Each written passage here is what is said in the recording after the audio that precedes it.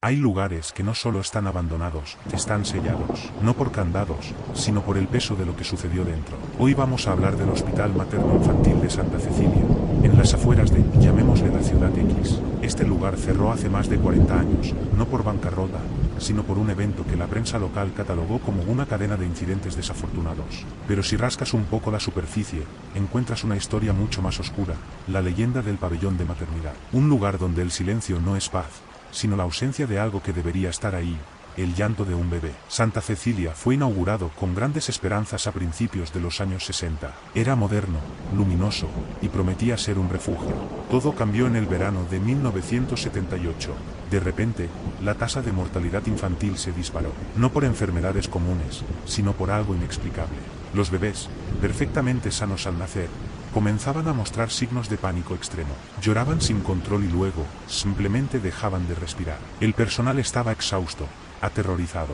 Las enfermeras juraban que las cunas se movían solas. Los padres veían sombras alargadas en las esquinas de la sala de incubadoras. Pero la administración lo achacaba todo al síndrome de muerte súbita. La pieza clave en este rompecabezas de terror no fue un bebé, sino una mujer, Laura. Ella ingresó al hospital con un embarazo a término, pero con un historial de problemas psiquiátricos severos, impulsados por un miedo profundo a ser madre. La noche antes de dar a luz, Laura tuvo un episodio. Las enfermeras la encontraron en la sala de maternidad, de pie, mirando fijamente la fila de cunas vacías. Pero no estaba sola, susurraba una figura que no estaba allí, y de su boca salía una frase repetitiva. Él no quería que fueran reemplazados. Él no quería reemplazos. Laura fue sedada. A la mañana siguiente, dio a luz, pero su bebé murió esa misma tarde. Fue catalogado como el paciente cero de la ola de muertes. La verdadera historia se revela años después, gracias a un grupo de exploradores urbanos que se atrevieron a entrar en el pabellón de maternidad, que había sido tapiado con ladrillos. En una pequeña habitación de almacenamiento, encontraron un viejo cajón metálico. Dentro, envuelto en un trapo sucio, estaba el diario de Laura. Pero no era solo un diario, eran notas dispersas y dibujos frenéticos. Había un dibujo recurrente, un hombre alto, esquelético, con un sombrero de ala ancha, de pie sobre una cuna. La entrada más escalofriante, fechada días después de la muerte de su propio hijo, decía: el hombre del sombrero ha vuelto. Él vino por el mío, y ahora, se queda aquí. Está en las paredes, está en los espejos, está esperando que llenemos las cunas, para que él pueda vaciarlas de nuevo. Lo que el diario de Laura revelaba es que antes de que el hospital se construyera, en ese mismo terreno, había habido un orfanato que se incendió misteriosamente. Murieron todos, incluidos los cuidadores. La leyenda local hablaba de un cuidador particularmente cruel, un hombre alto al que los niños llamaban el tío alto, que supuestamente causó el incendio.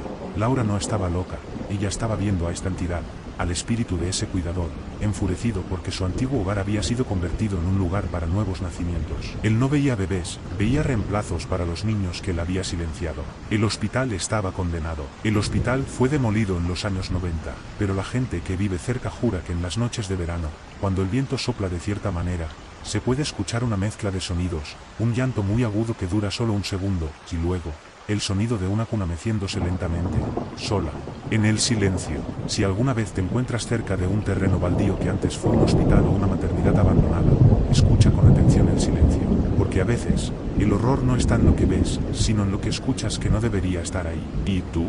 ¿Conoces la historia de algún hospital así? Hay historias de hospitales donde el horror es físico, sangre, fantasmas de pacientes. Pero hay lugares donde el horror es mucho más insidioso. Es burocrático, obsesivo y no te quiere matar, sino registrarte. Esta es la historia del Sanatorio de la Montaña Blanca, o como lo llamaremos, el Sanatorio Arce. Construido en 1930, lejos de todo, era un lugar para tratar la tuberculosis. Pero su leyenda negra no viene de la enfermedad, sino de la estricta y terrorífica disciplina de su personal, dirigida por una figura icónica, la enfermera jefa Eleanor Vance. Eleanor no era cruel, era meticulosa.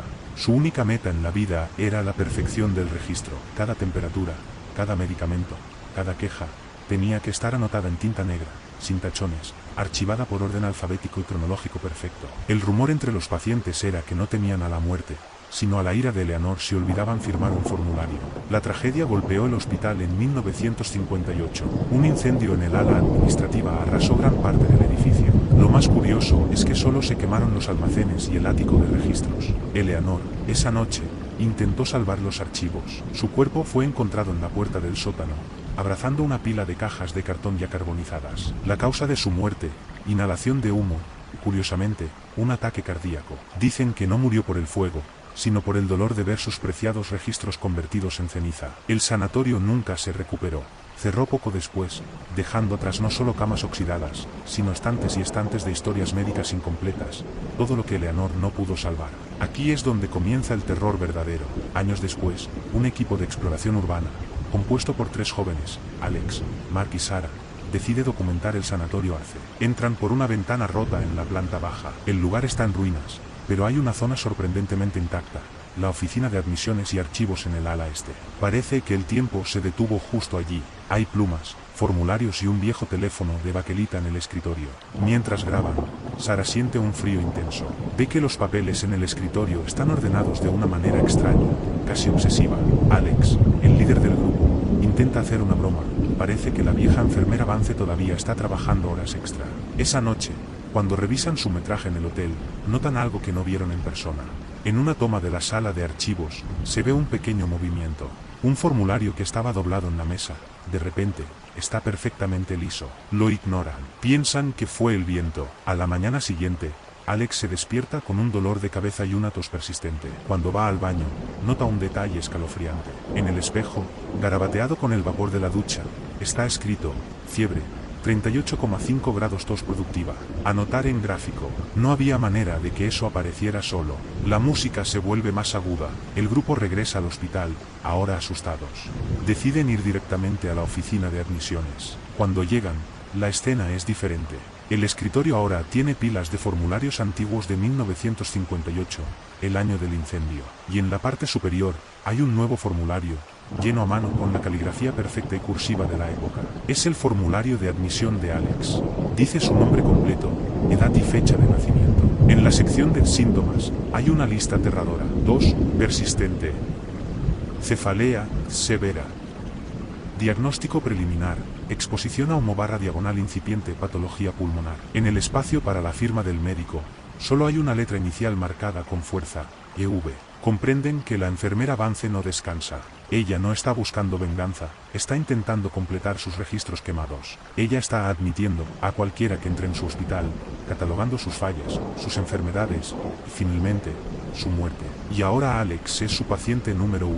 Corren para salir del sanatorio, pero el terror no se queda en las ruinas. Durante semanas, Sarah y Mark siguen recibiendo extraños recordatorios en sus casas. Marcas de tiza perfectas en la nevera con la lista de la compra, o sus libros de la universidad apilados en estricto orden alfabético. Pero con Alex es peor. Una noche, lo encuentran en su habitación, en el suelo. No está enfermo, simplemente está archivando. Ha sacado todos sus papeles importantes, su historial bancario, sus recibos, y los ha clasificado. Murmura para sí mismo sobre la importancia de la organización perfecta. Llaman a una ambulancia. Los médicos no encuentran nada físico, pero la enfermera que lo atiende en urgencias, después de revisar su expediente, se queda pálida. Ella le pregunta a Sarah, con voz temblorosa, si conoce a alguien con el nombre de Eleanor Vance. La enfermera le enseña una nota que encontró deslizada en el fondo de la carpeta de Alex. No es un formulario médico, es un pequeño trozo de cartulina con una única frase escrita con la misma tinta negra y caligrafía perfecta. Registro completado. Fallecimiento esperado. TBC aguda. Hora de archivo. 4. Alex nunca volvió a ser el mismo. Su obsesión por el orden se hizo tan severa que no podía funcionar. El horror de la enfermera Vance no fue matarlo, sino romper su mente con la misma obsesión que la consumió a ella. Ella encontró su paz al convertirlo en un archivador perfecto, condenándolo a una vida de meticulosidad que nunca tendrá fin. Hay fantasmas que no buscan almas, sino la perfección de los datos. Si alguna vez entras a un lugar abandonado, asegúrate de no dejar una sola huella que pueda ser registrada, porque tal vez en ese hospital, la enfermedad más contagiosa es la locura de un expediente incompleto.